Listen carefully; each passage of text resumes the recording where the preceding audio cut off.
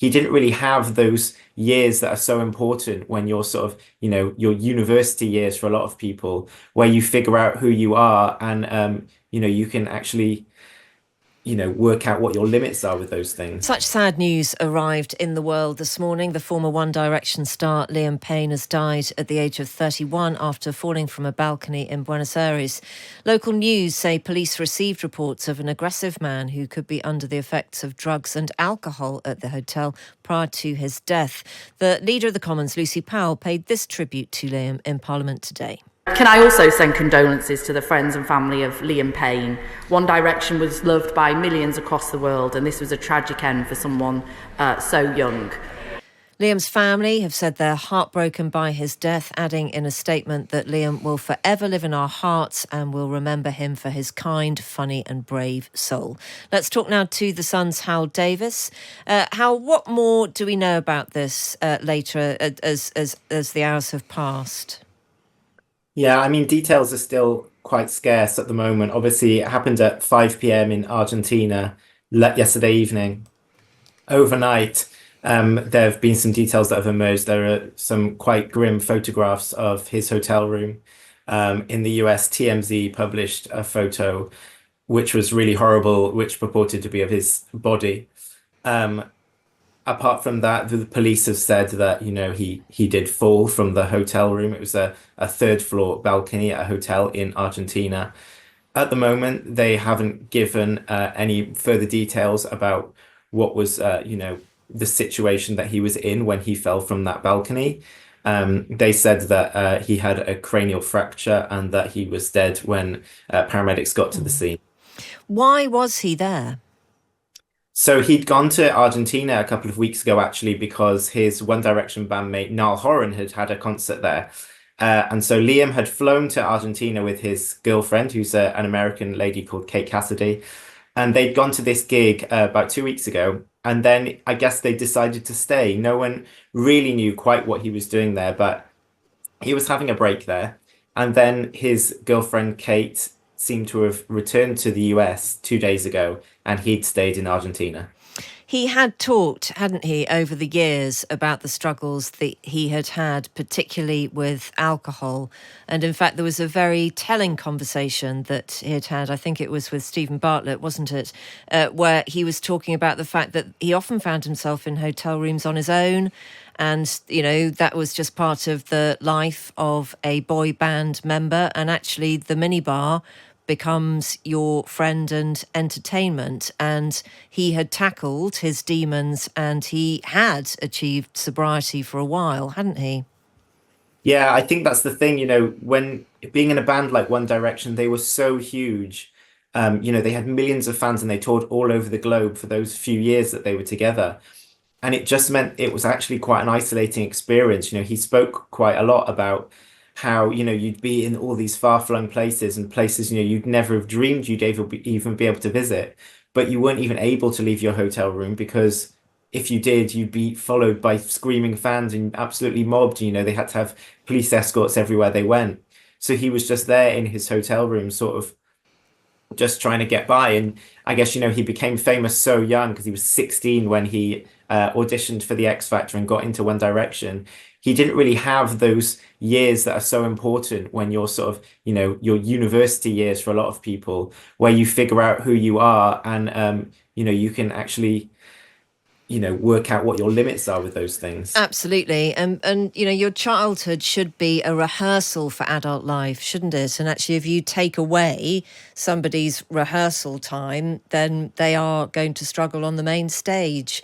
I mean, unfortunately, Liam Payne is not the only example of that. And already how so many people are saying, where's the care around these young people? There are a lot of people making a lot of money out of them, but they don't seem to be taking that good care of them.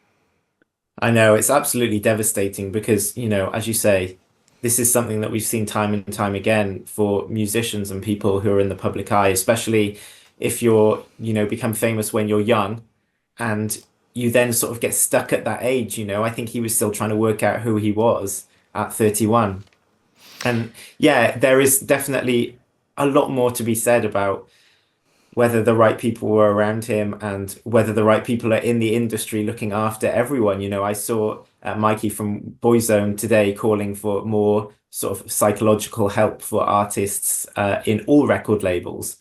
I think with Liam Payne, actually, the last few years, he hadn't really released much music, and part of that was because he was, battling his sobriety. I think he'd had some help there, and I think genuinely the people around him were thinking, this isn't the time for him to be putting out music because he needs to be looking after himself, and we need to be looking after him. I guess the hard thing is, this is a 31-year-old man. You can't be there babysitting him the whole time and telling him exactly what he can and can't do, because that's just not what's realistic in the world. Yeah. But clearly, being famous is no walk in the park. Just a note on the reporting of this case, how, as you've mentioned, some pretty horrific stuff made its way into the public domain very quickly. I have heard a little excerpt as well of that 911 call that was made from the hotel. I mean, even a couple of years ago, we wouldn't have seen or heard these things, would we? And it must make it incredibly painful for the people who knew and loved Liam. I think that's the thing, it was within hours, less than 2 hours, I think, that this was all over the internet. And you just have to think of, there's so many people who are his friends and family who probably realistically would have found out through seeing things on Twitter or on the news. And that's like the way that the internet and social media goes, isn't it? It's absolutely heartbreaking that 2.5 hours after he died, there's pictures of the crime scene on social media. It's just absolutely awful. Howell, thank you very much indeed for talking to us. That's The Sun's Howell Davies.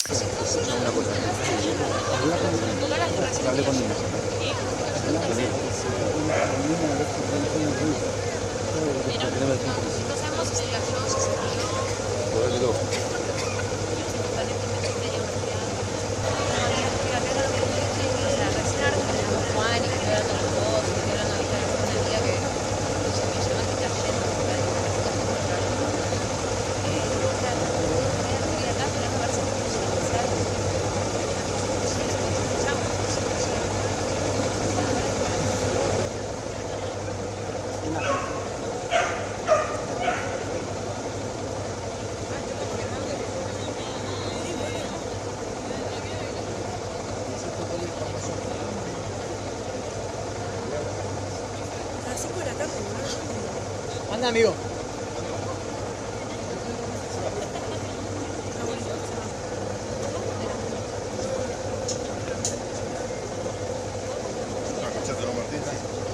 Están hablando del tema. O sea, no se fueron nunca del tema. ¿Sigue? Sigue. Terminó Bocha la entrevista, siguieron con el tema en el piso y ahora siguen.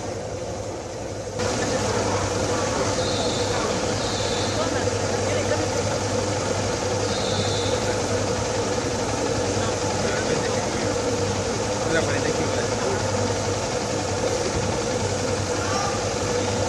Ah, sí, creo que no lo podían subir, bueno, ahí no se lo lleva. Claro. No le sale el color. Creo que no tenía.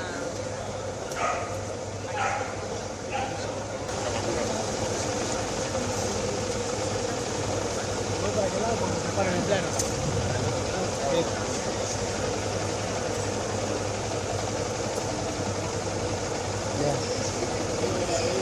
Lean, hola. Sí, pero estoy en rato con el celu, si me acabas no puedo seguir. Chao.